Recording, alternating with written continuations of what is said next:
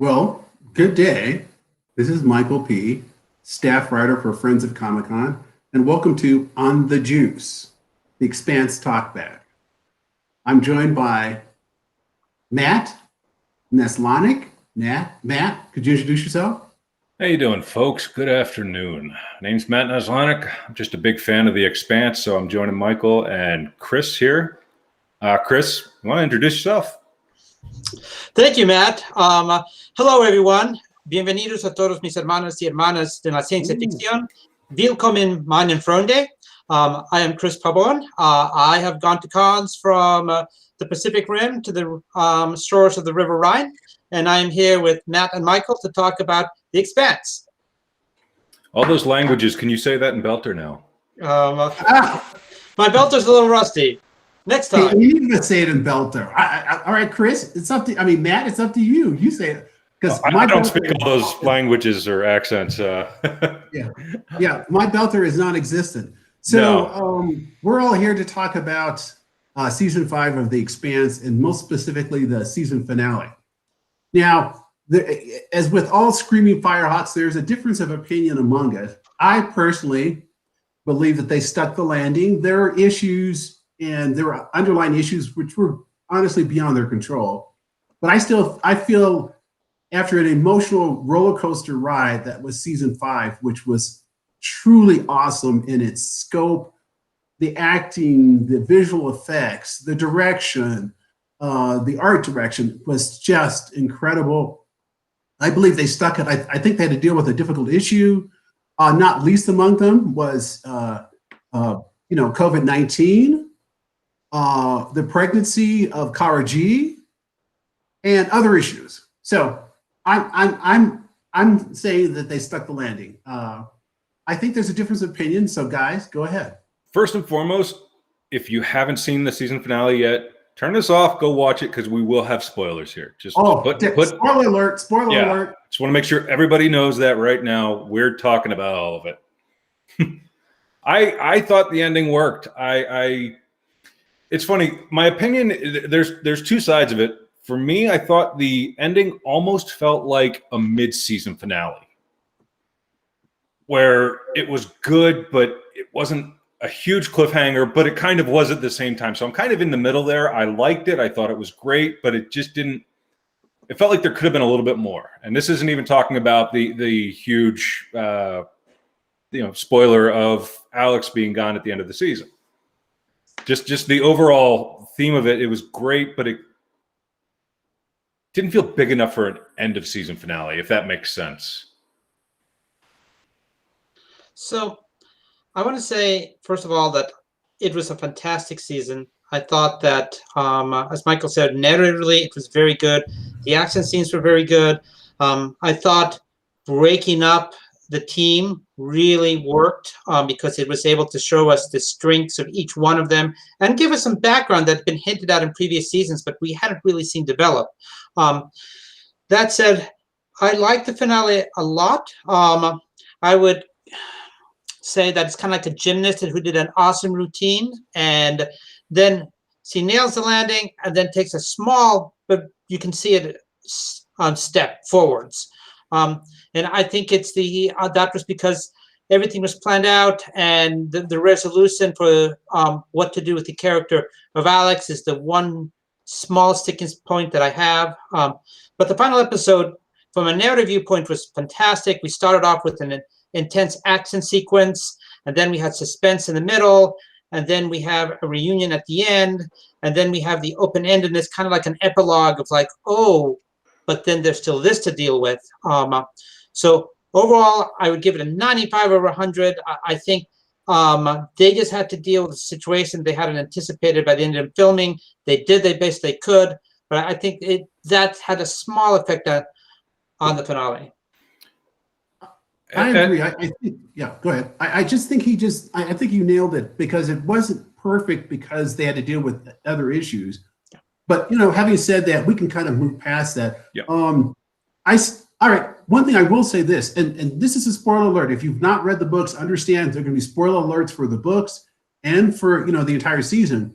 But I like the fact that the way they killed Fred Johnson, because he had a warrior's death. In the books, it was not a warrior's death. I mean, Alex had his death in the books. And for a person who was such a great leader, that was kind of the way they did in the books was just a total letdown. But the way they did in the show with him being shot in the back was so dramatically awesome. And it was so perfect setup for what happened afterwards. What do you guys think? First off, just in case anyone doesn't know what we're talking about and you haven't seen this yet, you should go watch it. Just want to clarify that right now. So Alex was killed at the end of the season. I just feel like they the actor had to leave. We get that. But I feel like they did the character dirty a little bit because it all kind of happened off screen. It just, one shot of him not moving and then, oh, well, he's gone. Sad. Moving on. That's what that felt like to me.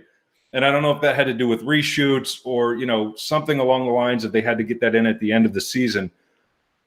It was tacked on and it felt tacked on.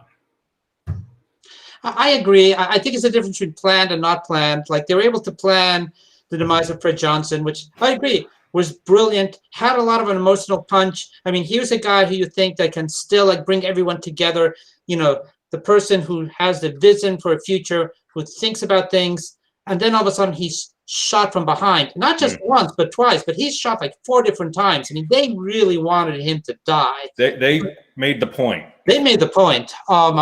And then, you fast forward to like the final episode and what happened with Alex. Yeah, it does feel sort of anticlimactic. But, they did the best they could with what they had. And yeah, I mean, it was a wild ride. And so that probably is, the best way for him to go out. I will say, having, the little complaints I've raised, they did the best they probably could have in the situation. And I think they did really well for that. So I don't want it to sound like I'm just griping about it. Well, and what we forget too is Alex was the oldest member of that crew. And so people were saying, well, how, he should have not been able to stroke out, but that's the problem. He was the oldest person. And remember, at one point, Bobby kidded him about how out of shape he was. And so he was pushing himself to the max to get to Naomi. And so I think if they had had more time, and it could have been way more emotional than it was, but at the same time, it felt like, it's like what they did with Fred Johnson in the books.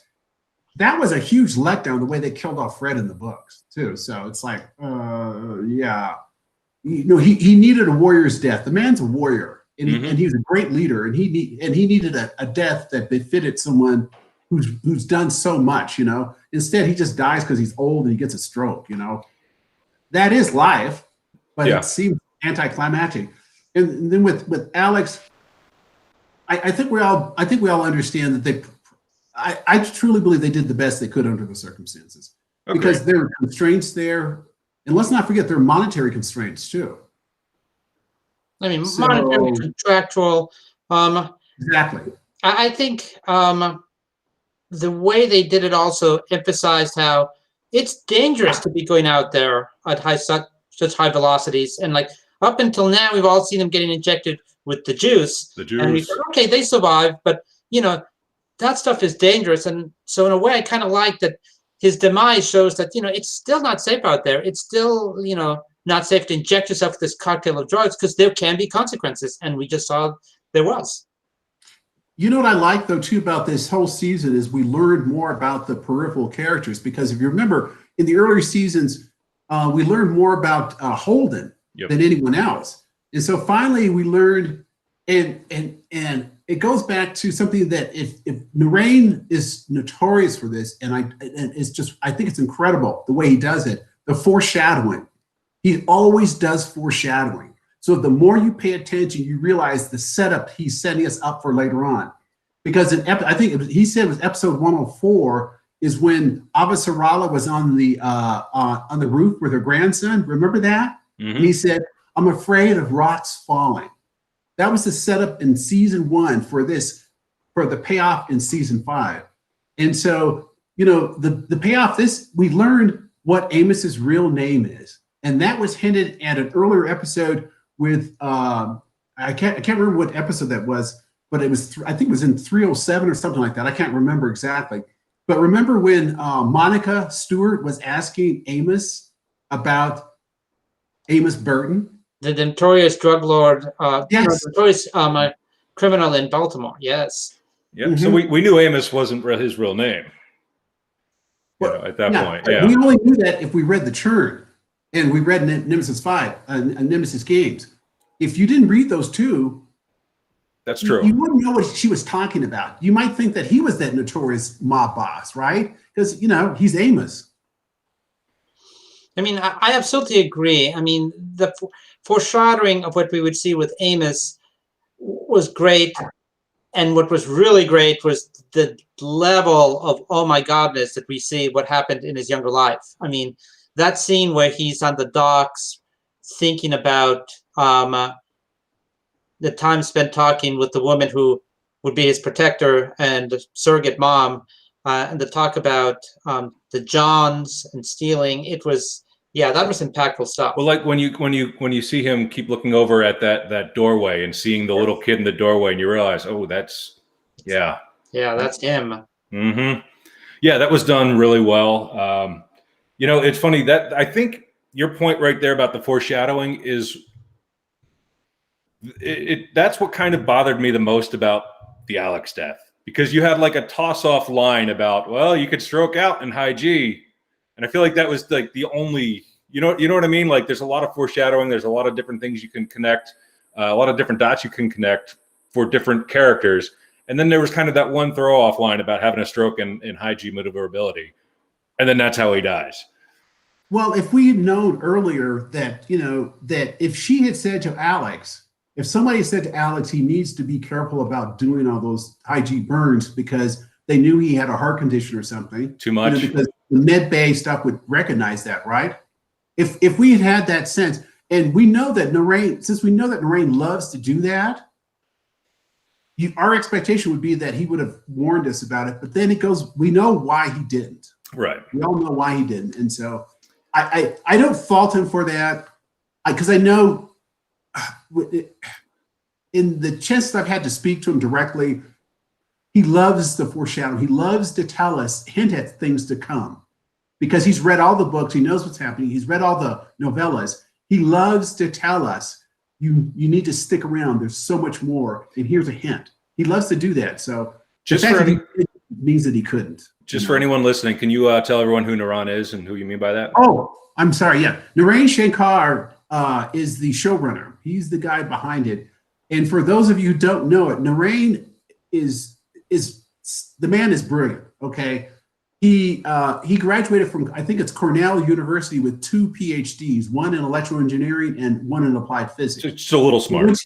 He went to university at 16, guys, 16. Wow. So for all the fans out there, so when you see the good science there, he's holding everybody's feet to the fire on the science. So that's what makes this show. It's the showrunner is a brilliant person. The writers are all brilliant people. So it's just the level. This is just the way science fiction should be done, So. Yeah, agree fully. All science fiction TV shows should have people with backgrounds in science. Yeah. I just and that's not done so often, but I agree fully. It's so obvious. And then the other thing too, for people who don't know, Narain has written some of the most interesting not articles, but the actual shows. So the last 2 episodes of season 5 are written by Daniel Abraham, Ty Frank, and Narain Shankar. Narain also wrote the one episode, Delta V. If you guys remember, that's when Maneo went through the gate it's not warp speed, but he went through that gate like it was no tomorrow. And unfortunately for him, there was no tomorrow. And that whole scene where he kind of splattered. Yeah. So yeah, but yeah, he's written some of the most awesome episodes there. And then those last 2 episodes, were just incredible. But the other thing about this season, and I'm going to change the topic a little bit, the idea of tribes. All right, could you guys talk about that for a bit? The idea of tribes. So I like the way they do the tribal thing. You've got your three main tribes, but every tribe has sub tribes. If it, that kind of falls under the hierarchy, but only loosely. And I feel like that's a lot closer to that's kind of the reality of our existence. Even now in our everyday lives, you have your tribes, the people you will always back, and then the people in there that are a little bit closer. And I think it's showcased really well. I really like the way they look at that and what you would do for that tribe. Would that be for everyone in the tribe or for that subsect? And if you're like, the Belters, and then you've got the Belters, how many different, the Golden Bow and all the different groups of Belters who aren't necessarily on board with Marcos and yeah, Chris? I agree. I thought it was a good reference to society about how we really are all a bunch of different tribes. And I loved the conversation that Clarissa had in the cockpit about how Amos is right and Amos is wrong at the same time. And, when something happens, yes, you do see the tribes become small and smaller because you automatically go to the people that you can trust, the people that will have your back. And I think it also showcases how hard it is as a society to bring all the tribes together. I mean, that's a lot of work, and it implies a lot of trust. And I love the scene where Avasarala is talking to all the members of the Presidential Council, and she's like, we can't hit Palestine because that's going to create a lot more grieving people. It's much easier to divide people into smaller tribes than it is to bring them together as a whole society. Correct. Yeah, it's like the president at the time. He was the president, not the acting president, but he was like, let's just hit them back hard. It's just it's an old idea. If we hit them hard, they'll stop, or they'll coalesce around that grievance and come back harder. Because we attacked their tribe. That wasn't the warring tribe. That was a faction of the warring tribe. That type of thing. Yeah, I also like the moment where Clarissa allows all the people who were keeping all the homes safe, all the staff to come and join them, because it shows that there has to be a moment where you have to stand up and say, okay, I'm going to open up my tribe for the greater good. So she lets all the people in, even though even Amos is saying no, we can't take them. And she shows that in order for the tribe to grow, someone has to take a step forward, and there has to be some small sacrifice. I feel like her entire arc was coming out of tribalism completely. Yeah. From the start, it was all about what you did to my family, what her perceived notions of what Holden did to her sister, her family, her father, coming out of that tribalism, that smaller subsect into the bigger one, and then including people even outside of that, and then becoming family with people who were against her tribe in her mind. And in the end, in that final scene, you see, thanks to Amos' intervention, of Clarissa being accepted into the Rocinante tribe. Mm-hmm. But that's an excellent observation, especially about Clarissa. And of course, we've got to make a little comment about how Amos got her aboard the ship. Come on. Was that not Amos? Was that just not Amos? What's his name is so great. Well, Wes Chatham. Yeah. He is great. And that added the perfect amount of humor you needed at the finish of that episode as well. You did. And I want to go back to the performances. I thought that this season, Dominique Tipper, I thought her range and her acting this season was definitely Emmy level, Emmy nomination level of acting.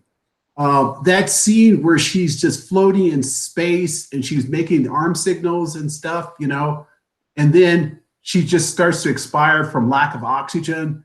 And then, that tight focus that Brett has only on her, so that we only feel her in this giant, in space, that empty space. He brought the scope down from the cosmic down to the human. And he focused totally on the human.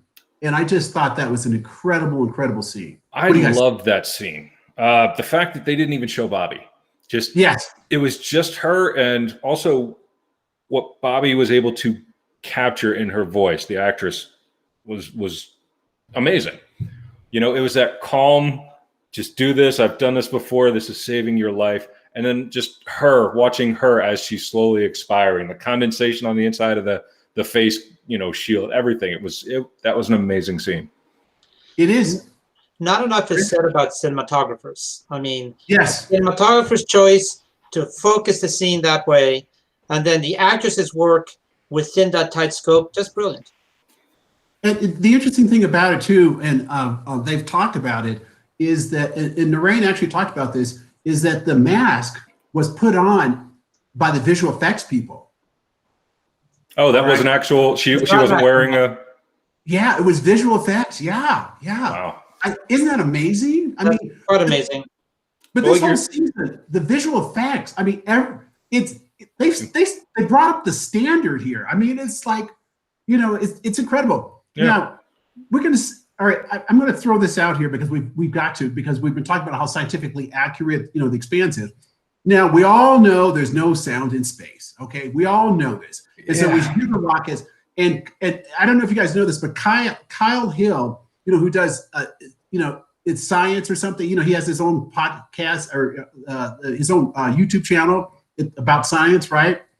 And he does the he does the moderation for the Expanse panels at like New York Comic-Con, at San Diego Comic-Con, at different Comic-Cons, right?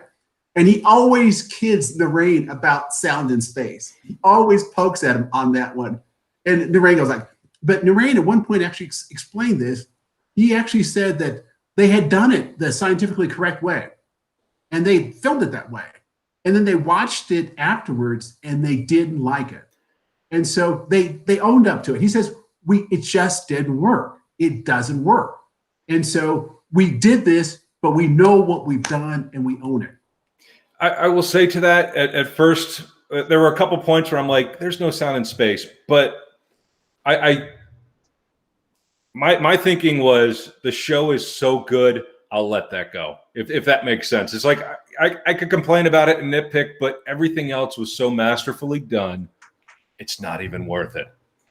It goes, remember the first season when they were escaping, trying to get to the Tachi, the Martian ship, and they cut the drive and they started to float up, and Holden put a clip onto Naomi and then kicked her forward, and it,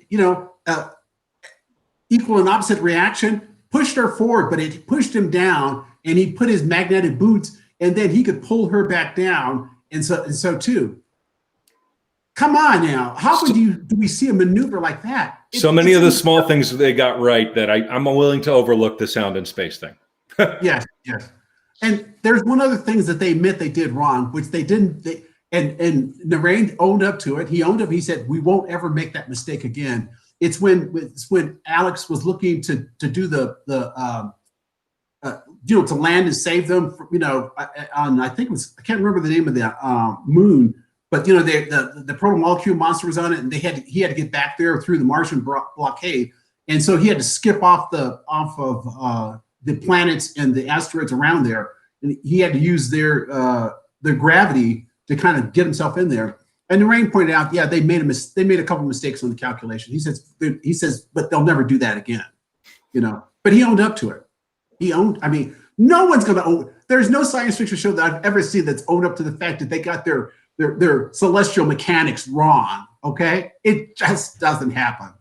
But he owned it. He said, "I own it. We won't make that mistake again." So I mean, that's just the consistent part about this. All right, so I think this would be a good time to start looking at some theories. Theories of what? Theories of going forward, or as Brandon said, what ifs?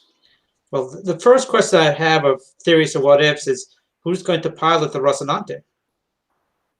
I feel like there's an easy answer to that, and I feel like the easy answer might be wrong.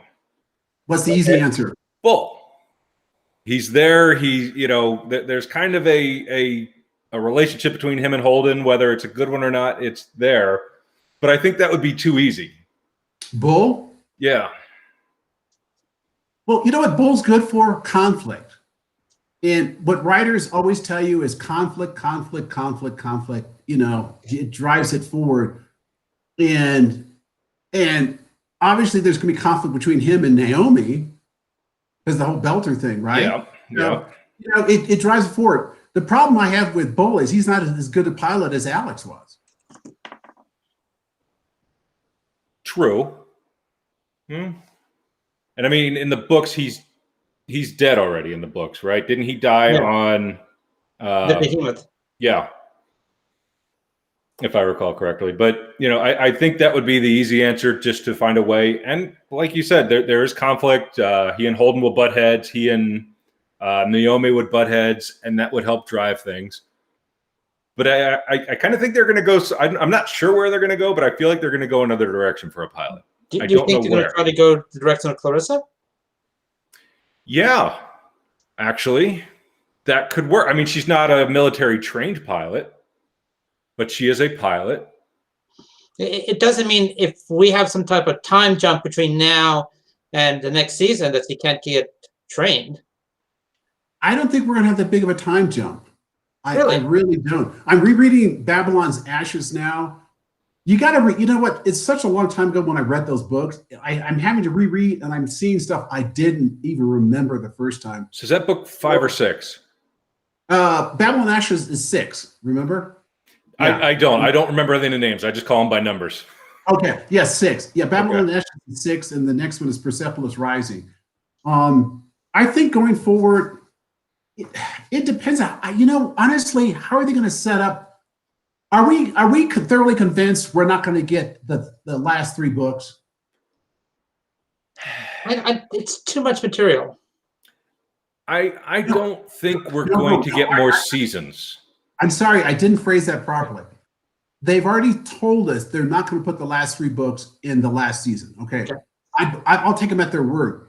But do we think that season 6 is it, period, end of story, nothing else? That there's no other chance, because they've hinted very broadly.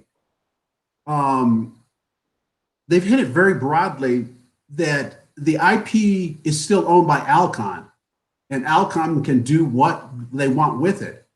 And one of the things that Ty talked about is the numbers are not disappointing. They're not canceling it because the numbers are bad. And they're just starting to sell the merch. So why are they canceling? I still want my calendar. I want my Expanse calendar. Why are they canceling then?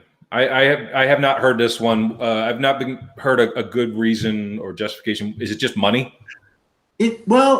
Honestly, my understanding is, this is what I've heard through the grapevine, that that their original contracts were for 6 years. I mean, for 6 seasons. That's it. That's what I heard. I don't know that it's true. I'm just telling you it's rumor. Okay. I can't say for a fact it's true, but that's the rumor I heard, So that might be true, it might not be true. But we also know that there's a 30-year jump. There are people who believe with the 30-year jump, we get a different cast, So I'm only read up to book 6. So I haven't actually gone. I've got 7, 8, 9 on. I've already, ready to get into them now that this season's over. Because I know, I have a feeling season 6 is going to end at the end of book 6. That's my theory. Yeah. I think you're absolutely right. That's what they've said they're going to do. Book 9's not out yet. We don't know how this ends. Now the good thing is, book 9 is done. And there's a postscript novella that will follow book 9. Okay. So, and then they've also said that after they publish the last novella, that they're going to combine it into a book form and sell it as a book, all the novellas as a book. Okay. So that'll be great. So honestly, I want to take them at their word that there's something still to come, that they're not going to leave us hanging after book 6, because one of the things Lorraine actually said too is that he saw them. People talk about the duology and the trilogies, right? That that maybe book 1 through 3 and then 4, 5, 6 are trilogies. There's a thought on that one, and then there's a thought that there's a duology, right? books 1 and 2, 3 and 4, 5 and 6. But then the last 3 books are really a trilogy. So, to make our brains simple, they're trilogies. We have this grand trilogy, and they've got to finish it up for us. They can't let us down on this. Well, never say never. I think we will get something, but the larger question in my mind is when, because I think a lot of us assume, we might get something in 1 year, 2 years. It might be 5 or 10 years down the road. And I wonder what different media formats we could get something in. Somebody said animated. Do you like the idea of animated, Matt? It depends. If it's done by the Bob's Burgers animators, probably not. But if it's, if it's something that's, an interesting form of animation, I could do like I don't know. I don't think I feel like personally, I want the main story to be live action. If we did some side stories or maybe the novellas animated, series would be great. Comics, video games, a movie, even 2 movies, 3 movies, exactly. So I would like to see that continued, but for the main story, I don't think I personally would like animation. I think, and honestly too, remember, Chris, you've read the books, right? All of them or not? No, not all of them. Okay. Well, anyway, guys, there's about a 30-year jump between book 6 and book 7. The problem now, I've always said that it doesn't have to be a 30-year jump. It could be a 10 or 15-year jump, so that you just you can age the actors just very, very carefully. You put a little gray and a few lines in there, right? And you've got them aged. You don't have to make them old and decrepit. Just make them a little bit older, right? Right. It doesn't have to be 30 years, because when you look at it, there are things that they could accomplish in the years. It's not if you remember that the Martians are the smartest people in the system. They have the best scientists. And so you have the only person who truly understands and kind of crazy loves the protomolecule in Kodazar, right? And then he's got all these scientists, great scientists around him. And they're Martians and they're driven. We know they're driven, like crazy driven, right? Mm-hmm. So you could shorten that out to 15 years. It doesn't have to be 30 years. So again, I don't know book 7, haven't read it yet. Could they take book 7 and have it pick up in 5 years? No. So you need a time jump. I think you do. You'll see why. But I think it can be as little as 10 years, but not more. It doesn't have to be more than 15. And in fact, I would suggest to you it could be 15. And once you read the second book, once you read Tiamat's Wrath, you'll see why I say 15 years, okay? Okay. But, just to go back to the present just for a second, are we happy? Book 5 put everybody out there, and so we got their separate stories. Are we glad we got their separate story? Are we glad about it? Yeah, for character development, we learned more about each and every one of them. I think before I got into the latest season where they all split up, I was kind of worried that having them split up for the sake of the medium for TV would kind of drag things out. But I think it was done well enough that you followed Amos, you get to learn about him, and you cared about him. It made him a more likable character. And same thing. I think it worked really well, actually. Do you guys agree? All right, and Eric, the guy, I think his name is Jacob Mundell, or is it Jason Mundell? Is it Jacob or Jason? The guy who played Eric. Yeah. I thought he was brilliantly cast. What do you guys think? I love the moment when he is looking over the rail with Amos and says, you can join me. I thought it was a great performance because it was never over the top. It was always kind of even leveled, always hinting at a strong past relationship between the characters. And I think he did a phenomenal job.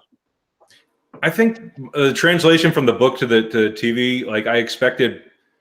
I remember reading the book. It's been a couple years. I thought he'd be more of like a badass Baltimore character, and he was kind of understated, and I thought that worked really well for the character on TV. Well, the other thing too, remember, as a character on TV, but you know, he was handicapped in the books, remember? Mm-hmm. And to their credit, they actually found a person who's a great actor and who also is handicapped in real life, you know? And it just made it real. It was just real, you know, the whole thing with them.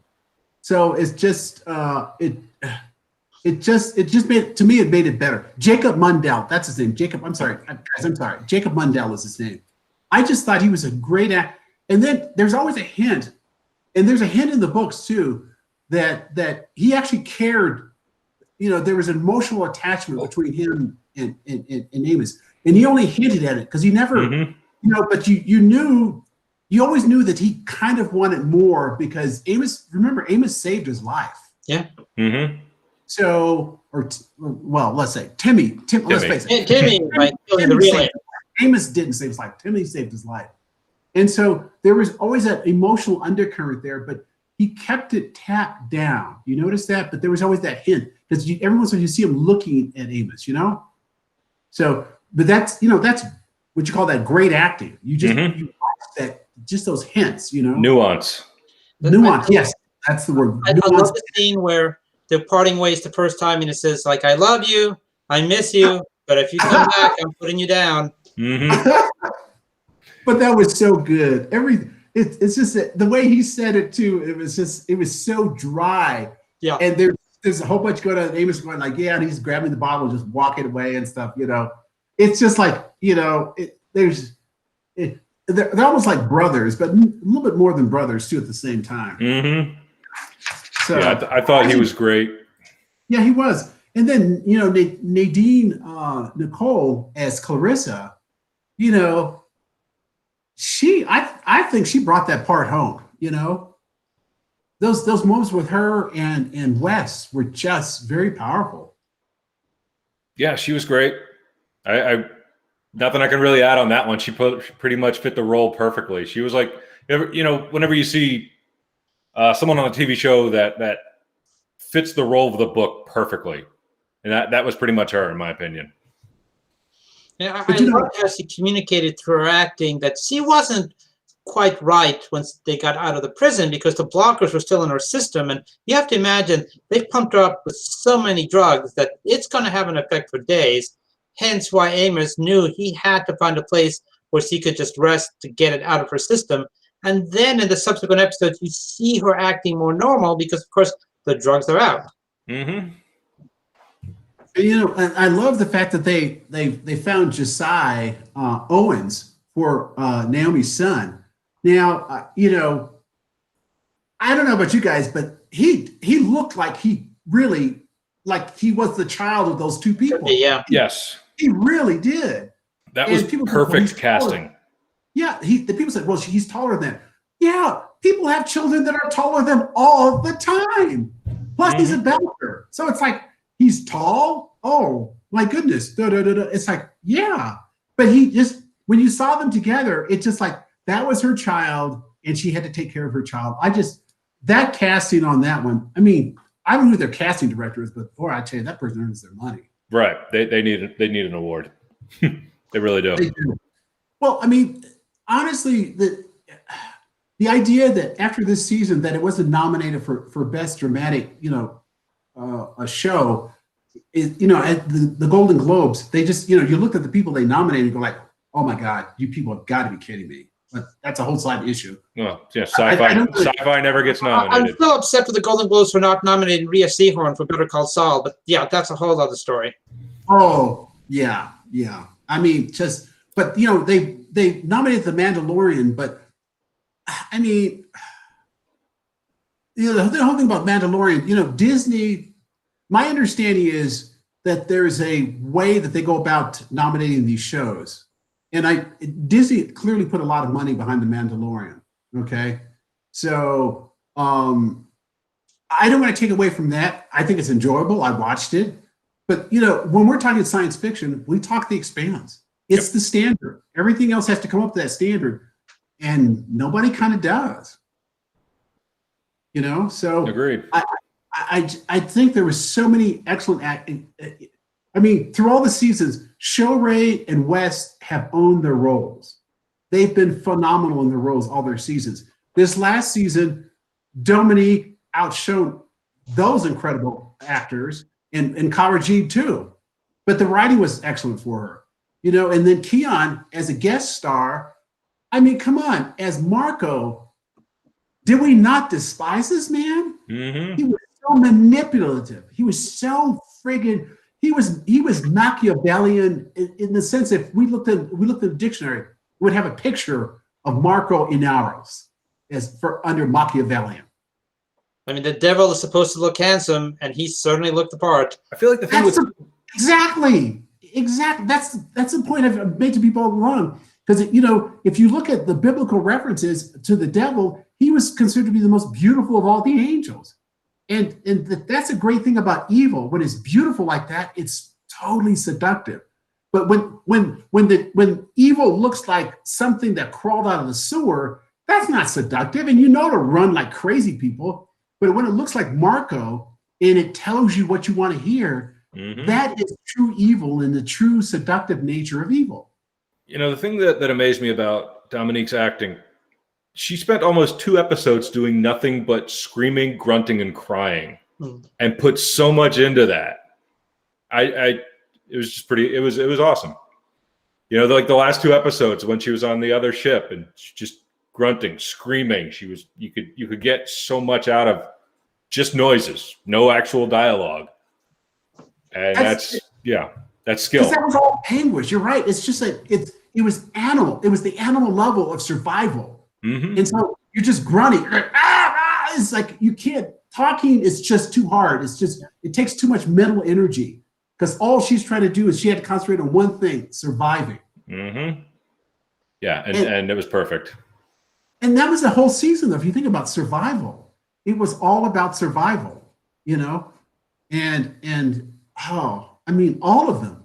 And for even Avasarala, it was survival, political survival. Remember, it's still survival, and it was at her level of survival. So I will say the only thing that I'm just going to throw this out there, that the only real disappointment from this season, having from the book to the season, I loved the description, like how in depth they went into what the rocks actually did when they hit the earth, and we didn't see any of that. And I understand why. That would probably have been pretty expensive to do. So I get it completely where they just show them, and just an explosion mirrored in the guy's sunglasses, and just the water level over the wrecked prison, that type of thing. But I would have liked to have seen a little bit of that destruction. But that's just a little nitpick. That's just me. It's not like a Brett Ratner movie or something. Yeah, if it had been a movie, if it had been a movie, then they could have done it. Mm-hmm. Because cost. My understanding is that the visual effects are very pricey for this. Of course, they're so well done. Yeah. Yes, they are. So from the beginning, from the very first episode, you look at the quality of the visual effects, and they've always been good. They've always been outstanding. Mm-hmm. So that's always been good. So for a wrap, guys, what do you want to say about the season? Did they stick the landing? As I said at the beginning, yes. And as Chris said, there was a little bit of a stutter step there, unavoidable. Everything else, it worked.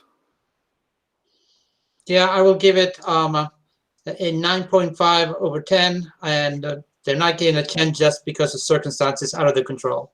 But everything that they could control, brilliant. Yeah. And I think with everything they had to deal with all the stuff that was happening behind the scenes, and with COVID-19 starting to stick its ugly head in there too, I just think they did a fantastic job. I still think Nemesis Games is the best book in the series. I think Tiamat's Wrath is number 2, but I'm by myself on this one. But which numbers are those? I don't know the names. Come on, remember. Nemesis Games is number Tiamat's 5. Tiamat's Wrath is number 8. Yeah. Okay. So you haven't read number 8 yet, so but no, I'm actually gonna start 7 and 8 now that the season is over. So good. You're gonna like. There's some interesting things in book 8. I'm gonna leave it at that. Okay. Because I don't want to spoil it for you, but I look forward to it. It's quite interesting. And I just leaving it here. I don't think from the 6 books I read, least to favorite, there wasn't a least favorite. I like them all. They are really good reading. So if you guys haven't read them, anyone out there listening, go read the books. It's worth your time. Read the novellas too. You've got to read the novellas along with it too. You've got to do that. Because you see the hints all the time that they will drop into the show of future things. And I'm expecting in season 6, the foreshadowing is going to be really, really heavy. And I think they're going to drop an awful lot of hints. We got to depend on Narain to do that. So I think we can depend on him to do that, and he and Ty and Daniel, to do that. So I think we should be looking forward to that. Well, let me ask you. Oh, no, I'm sorry. Go ahead. Let me ask you. Do you think so? Season 6 right now, supposedly the last season. Don't know what'll happen after that. If they'll get more seasons somewhere else, here or a movie. Do you think they're going to drop any? Do you think they're going to end season 6? This is just like a theory. Do you think they're going to end season 6 the cliffhanger? No. Or drop maybe some hints at what could happen? Or they're just going to be like, this is our big send-off? Send off with hints of what might happen. Michael? I'm agreeing with Chris on that one. Like I said, I still think we're going to get a lot of hints. And they've all said that, that Alcon is not done with Alcon isn't done with the IP? With the IP. And IP stands for intellectual property, i.e. they own the rights to the visual rights to the Expanse. And adaptations. So if it's a moneymaker for them, and television, if you notice now, television is where the money is because there's so many platforms out there. Mm-hmm. Movies right now, especially big blockbuster movies, until we can get back to the theaters, they're money losers. Yeah. Whereas television right now, Netflix and and Amazon and Hulu and Disney Plus. Shudder. I'm sorry? Shudder. If you like horror movies, that's a horror movie streaming service. Oh yeah, Shudder. And then what's the other big one out there now? Apple. Disney, Apple, CBS. Yeah, you got all these things Peacock. out there. Yeah, television is where the money is. And this type of property is, you have a built-in fan base around the world. Why would you let that fan base go? And literally right now you have a fan base that can't leave home. Literally. Mm-hmm. Yeah. And if I'm Apple, and considering what Apple's doing, I'm not talking bad about you, Apple, but this is the type of thing that get people to sign up for Apple. Because I sure would sign up for Apple if this were over on Apple TV, or HBO Max. Oh my God, dear God in heaven, if you could go to HBO Max, woo! Oh, can you imagine the budget and what they could do there? Oh Lord, that would be so good over there. Mm-hmm. And you never know; they might be shopping a movie thing around. I mean, we don't know what Alcon is doing. But remember, they have the IP rights to it, so it's hard to say. I would hope that they would not get rid of the original team. If somebody else, if they have a different showrunner and different writers, I'm not going to watch it. I'm just not gonna. I think Dexter is the prime example of like what happens when you have a new showrunner come in and it wasn't good. I would still have to give it a chance. I'll put it that way. I would look at it, but look at American Gods. We're on their 3rd showrunner right now. It's like you're watching 3 different series instead of one series. You're watching 3 different series. The second season is not good. I couldn't. I didn't make it past like the second or third episode in the second season. I just Yeah, it was stopped. Yeah. Oh, the first season was so good when they had Brian Fuller. Yeah. We're kind of going a little off topic here, but I mean, you know what I'm saying, right? But you see what I'm saying? Mm-hmm. So, it just, without Narain and Ty and Daniel, I mean, they brought it home. They adhered to the books, but they expanded into the new medium. And to me, I think they made it better. Yeah, I'm not going to disagree with that. So when do we think we'll get season 6, guys? December? No. I think January or February of 2022, right? My guess is beginning 2022, either first or second quarter. It could be as late as March, I think. It depends on what happens. Because did they start filming yet? Yes.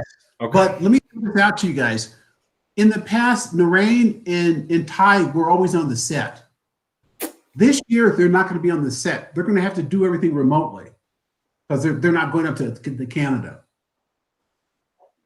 Huh. So I wonder if that'll be a noticeable change.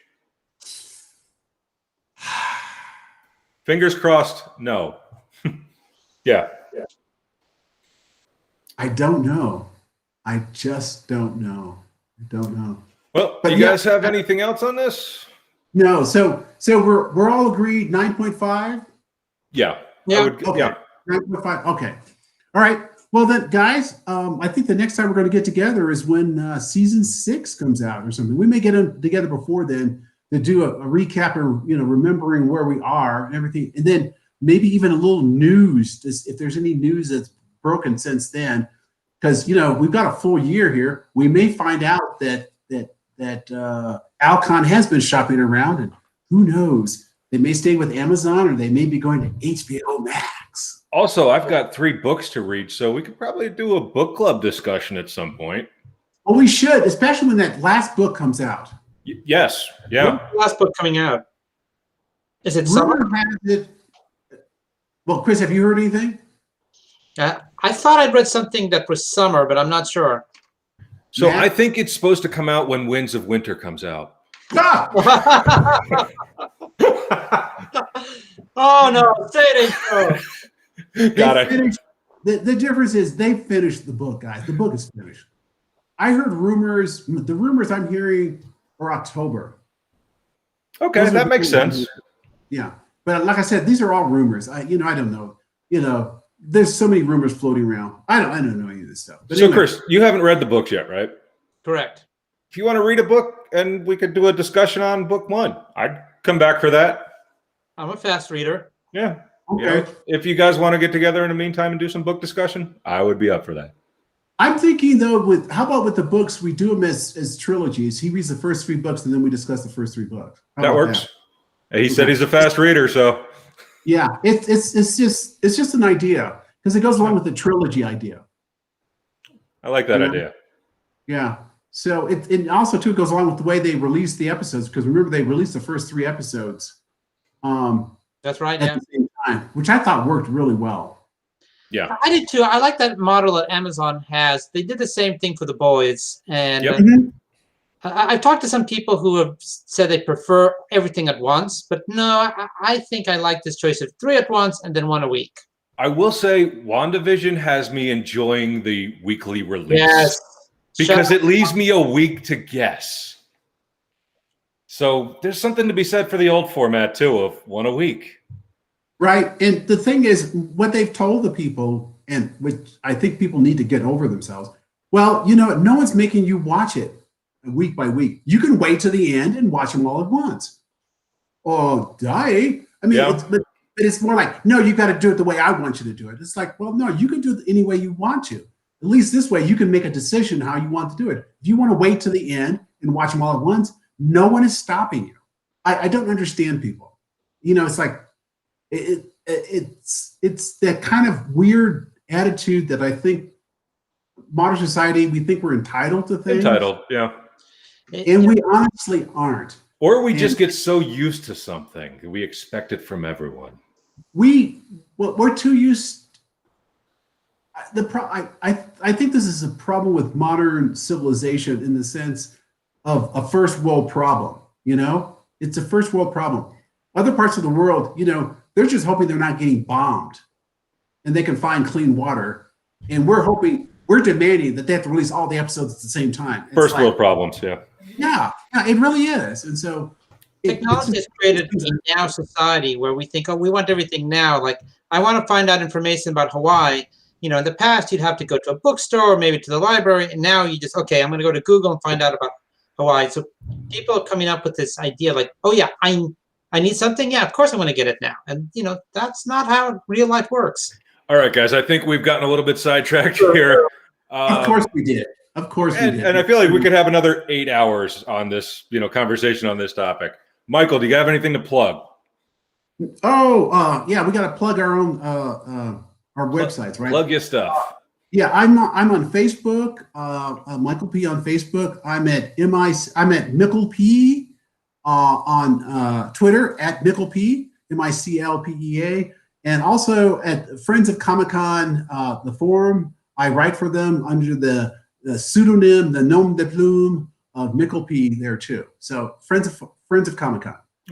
And Chris? So, oh, sorry. No, Chris, go ahead. Oh, thank you. Let me plug my Instagram. As you can see up here, the cosplay. It's one new Instagram a day from all the different cons I've attended. So if you are starving for some cosplay and remembering what things used to be, come to my Instagram, and also look for me on Flickr. It's verdewriter@gmail.com. I post one comic book a day from the vast collection of comic books I have. Come and see my stuff. And I'm Matt Naslanic. That name on Facebook will find me. My Twitter name is up there. Come and argue with me if you don't like my opinions. I'm right, but I'll still talk to you. So, you know, there you go. Okay, guys.